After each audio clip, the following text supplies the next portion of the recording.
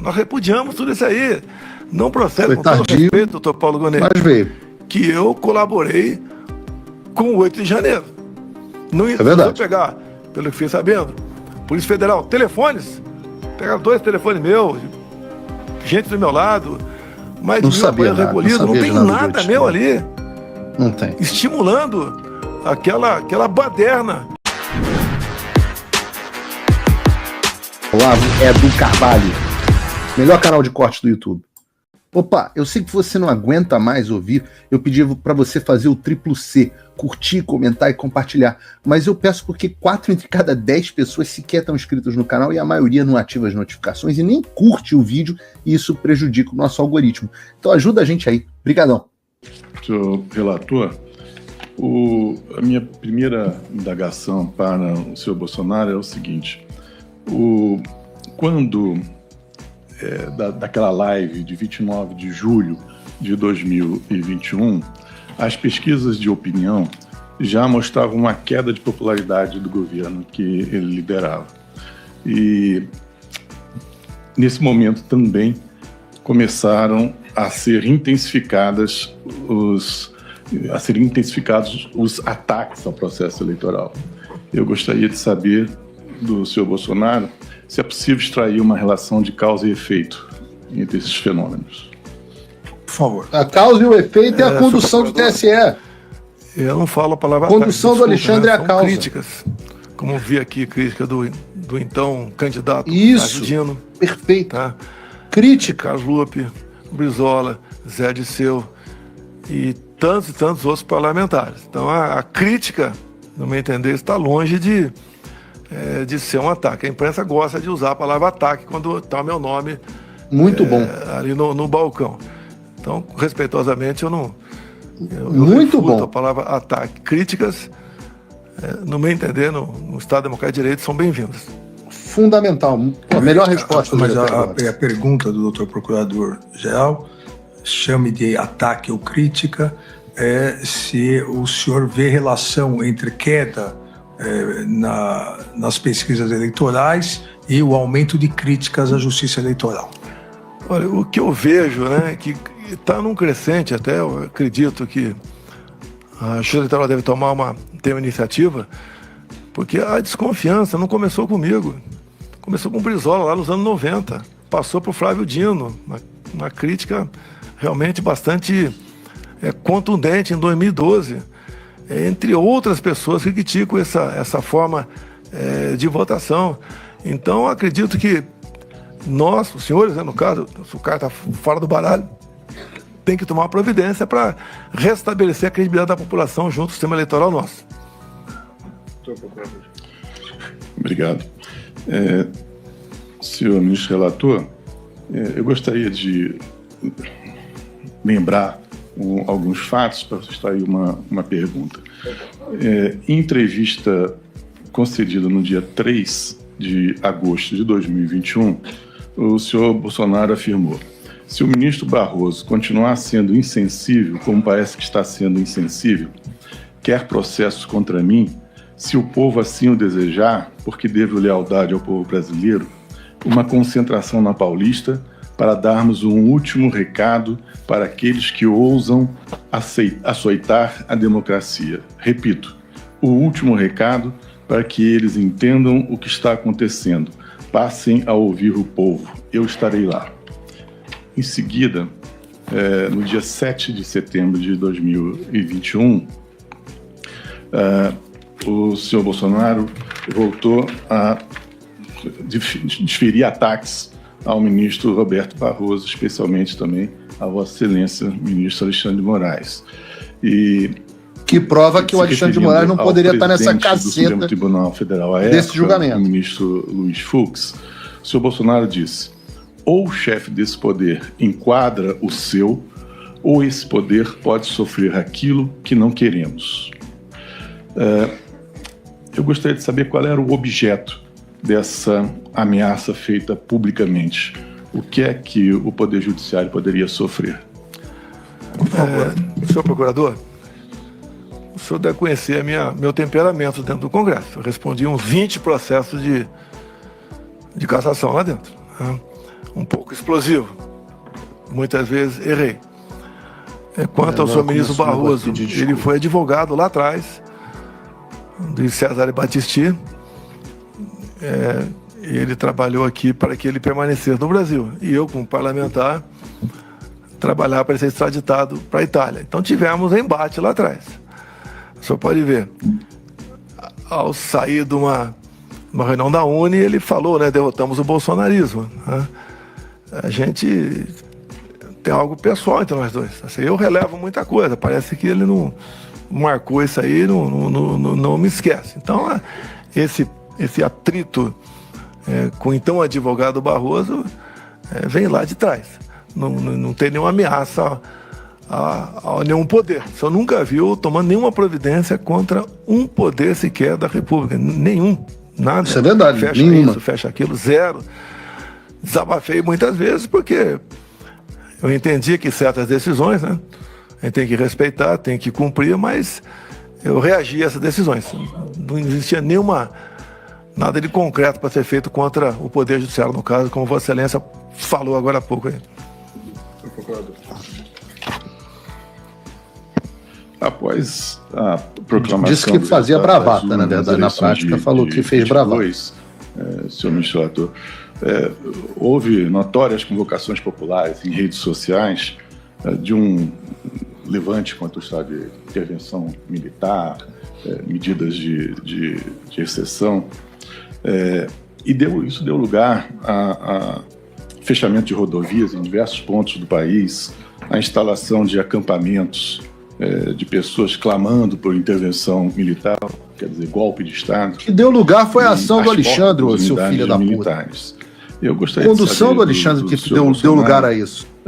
Como ele viu esse cenário, desgraçado. que ele não desmobilizou imediatamente essas ações que questionavam os resultados das urnas, postulando providências contrárias à normalidade constitucional. Por favor. Senhor procurador, desculpa aí. Tão logo as eleições se acabaram, começou-se um movimento muito forte pelo Brasil. E o mais forte foi dos caminhoneiros. Se eu não me engano, dia 1º de novembro ou dia 2, eu fiz um vídeo pedindo, então, que eles desobstruíssem as vias. Se eu não me engano, nós tínhamos perto de 1.000 pontos de estrangulamento. A própria PRF sozinha não podia desmobilizar. Se eu almejasse o caos no Brasil, é só ficar quieto. No governo Temer, teve uma paralisação de alguns dias e o reflexo da economia foram danosos para todos nós. E nesse meu vídeo, a gente vai anexar o processo, que eu pedi aos caminhoneiros para desobstruir as vias, porque esse não é a nossa maneira de ser. Nós não somos como o outro lado, que não mede consequências para atingir o seu objetivo. Então, de fato, pediu para os caminhoneiros parar, para que isso fosse desmobilizado. Saírem, dia 1º de novembro, inclusive, coisa rara, né? Eu me lembro que teve uma leitura até com Paulo Matias no Morning Show, lembra disso? Sempre fui de falar de improviso. Então, dia 1º de novembro, com toda a imprensa na alvorada, vou ler só um primeiro parágrafo aqui. O que eu falei? Fala, amigos do canal. Tá gostando desse vídeo? Então não esqueça de deixar o like, comente o quanto quiser e compartilhe com seus amigos e inimigos por um Brasil melhor e mais justo. Inscreva-se no canal e nos ajude a chegar a 1 milhão de inscritos. Não saia daí que o melhor desse vídeo ainda está por vir. Melhor canal de corte do YouTube. As manifestações pacíficas Bolsonaro melhorou. Está melhor nesse trecho. Os nossos métodos não podem ser os da esquerda, que sempre prejudicaram a população, como invasão de propriedades, destruição de patrimônio, cerceamento do direito de ir e vir. Então, foi o primeiro pronunciamento meu tão logo após as eleições. E eu comecei esse pronunciamento com vocês vão sentir saudade de mim. Só sente saudade de alguém quando alguém vai embora. Eu já dei um sinal que estava indo embora, logo dia 1º, não tinha mais nada o que fazer. Esse foi um sinal claríssimo que eu dei. Também aproveitando, talvez Vossa Excelência pergunte, né? Mas eu responderia no momento final. A transição começou no primeiro dia útil. Nós nomeamos o Ciro Nogueira, senador, para ser o homem nosso para fazer aí a transição. Do lado de lá, eu acho que foi dia 5, por aí, eu publiquei o nome de Geraldo Alckmin como o homem que ia responsável pela transição do outro lado. Uma transição pacífica, ninguém teve nenhum problema. Me procurou o ministro José Múcio, acho que está um pouco inibido, né? Queria maior flexibilidade, maior ação junto aos comandantes militares. Liguei, deve ter sido para o ministro da Defesa, e tudo foi disponibilizado para eles. Logo depois também, em dezembro, o ministro Zé Múcio foi lá no Alvorada falar comigo e pediu que eu nomeasse os comandantes indicados pelo presidente Lula, eleito. E nós indicamos 2 comandantes, atendemos, então, o presidente Lula em 2 comandantes nomeados no meu governo para atender ao governo dele. Ou seja, e mais ainda, dia 30 de dezembro, o dia que eu fui para os Estados Unidos, eu fiz uma live, tá? Nós não queremos o confronto nem estímulo. Ninguém vai partir para o confronto. É a pior maneira de tentar resolver o assunto. E complemento, termino. Não vamos achar que o mundo vai acabar no dia 1º de janeiro. Vamos para o tudo ou nada? Não tem tudo ou nada. Inteligência. Mostrar que somos diferentes do outro lado. Nós respeitamos as normas, as leis e a Constituição. Está na minha live. Eu pacifiquei o máximo que pude ao longo dos 2 meses de transição. Não houve ida para confronto, não houve estímulo da minha parte a fazer nada de errado. Obviamente, perdi a eleição, não convoquei ninguém para fazer protesto, fazer qualquer coisa ilegal ou até mesmo legal. Eu simplesmente fiquei recluso lá no Palácio do Alvorada, esperando, né? Que não parece que não chegava nunca esse dia para eu cuidar da minha vida. E resolvi partir para os Estados Unidos e deixar aqui o Brasil na mão do vice por um dia. E daí, como aconteceu, o presidente eleito assumiu e começou a tocar o Brasil. Senhor ministro relator, eu gostaria então de saber, de ouvir do senhor Bolsonaro, que ele confirma que não tomou nenhuma providência, não tomou nenhuma medida para desmobilizar a população que se encontrava na frente dos quartéis-generais, clamando por intervenção militar, e afirmando apoiadores dele, e intervenção militar que significava, evidentemente, quebra da normalidade democrática. Alguns poucos falavam, até em AI-5. Quanta vez movimento nosso pelo Brasil, eu orientava o pessoal a chegar quem estava com a placa da AI-5. O que é AI-5? Eu não sabia o que era isso. Intervenção militar, isso não existe. Eu pedi para o senhor praticar o suicídio. O senhor não vai praticar o suicídio. Deixa o povo desabafar. Falamos muitas vezes também a questão de intervenção militar, que isso não cabia. As Forças Armadas não iam tomar uma medida de força dessa. Não está na nossa história essa questão. Então ninguém estava, nem eu, esperando uma intervenção militar. Isso não existe. O que nós conseguimos fazer? O momento é muito forte. Se nós simplesmente desmobilizássemos aquilo, poderia o pessoal ir na região aqui da Praça dos Três Poderes, ficar pior ainda. Ficar lá, afastado. E no meu governo, 4 anos cheio do meu governo, nenhum, senhor Paulo Gonet, nenhum ato atentatório à democracia se fez presente. Se era tão atentatório assim, porque no dia 2 de janeiro, o atual presidente não desmobilizou. Esperou mais 5 dias, mais 6 dias para desmobilizar. Se o risco é tão iminente de algo acontecer, por que não desmobilizou? Por que deixou esse pessoal lá?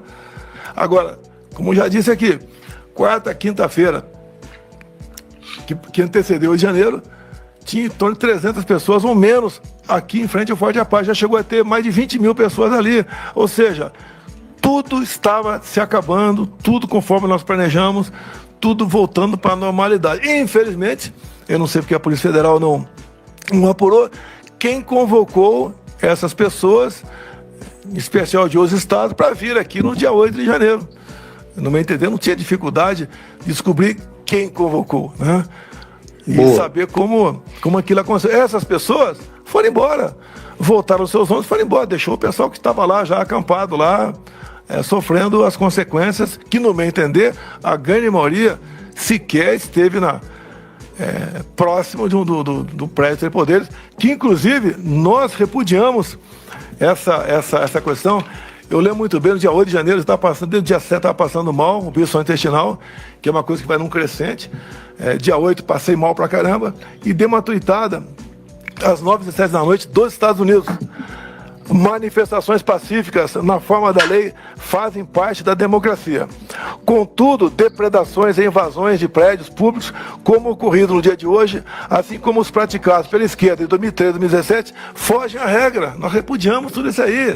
Não procede, com todo respeito, doutor Paulo Gonet, que eu colaborei com o 8 de janeiro. Não ia pegar, pelo que fiquei sabendo, Polícia Federal, telefones, pegaram 2 telefones meus, gente do meu lado, mais de 1.000 aparelhos recolhidos, não tem nada meu ali. Não tem. Estimulando aquela baderna que nós repudiamos, que nós nunca fizemos isso ao longo dos nossos 4 anos. É verdade. Este pessoal conservador é um pessoal um pouco diferente de outra parte da sociedade. Eu me orgulho desse pessoal que reaprendeu a amar a bandeira, a cantar nacional, a respeitar a família, a respeitar a criança em sala de aula, a acreditar no seu país. Então isso tudo aqui eu fiz e dei exemplo. Eu posso dizer a Vossa Excelência, quando eu mergulhei na piscina a primeira vez lá na Alvorada, estava quente.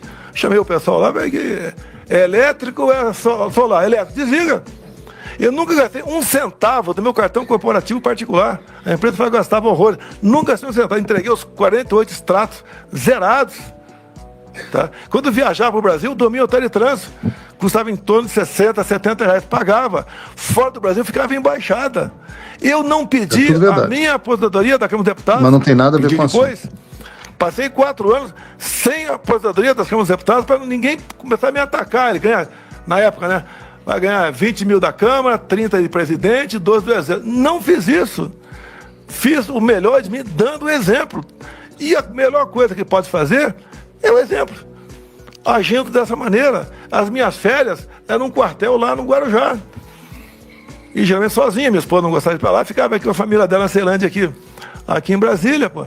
Então agi dessa maneira. Agora, por favor, doutor Paulo Gonet, eu não torci pro pior. Se tivesse torcido pro pior, não teria desmobilizado os caminhoneiros lá atrás.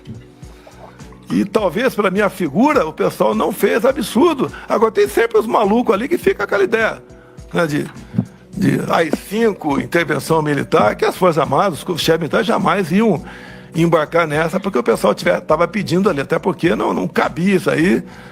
E nós tocamos o barco, né? Então, me desculpa, respeitosamente, Vossa Excelência, não estimulamos nada de anormal. Se você, como eu, tá dormindo mais tranquilo agora que o Trump voltou à presidência, ótimo. Mas e o Brasil? Nosso país continua no buraco. A volta do Trump nos dá esperança, mas as coisas não vão se resolver sozinhas. Vai ser preciso muito trabalho, meu e seu.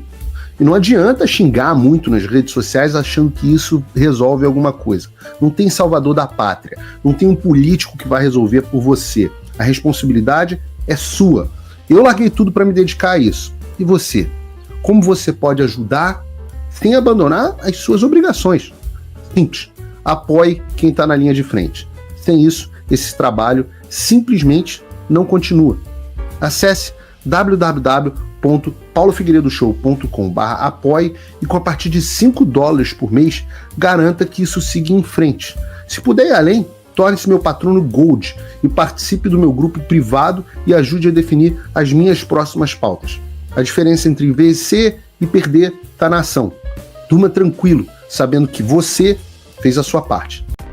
Faça o tal do triplo C. Curta, comenta, porque a integração do chat ajuda muito, e compartilhe. Você pode fazer essas 3 coisas que ajudam o algoritmo a aparecer. Mas eu não tô brincando não, pessoal. Dá uma paradinha agora de 1 segundo e clica no joinha, porque às vezes a pessoa já está acostumada a ouvir isso. Não. É importante que você faça isso, porque se você não fizer, inclusive atrapalha o vídeo. Parece que o vídeo é menos relevante.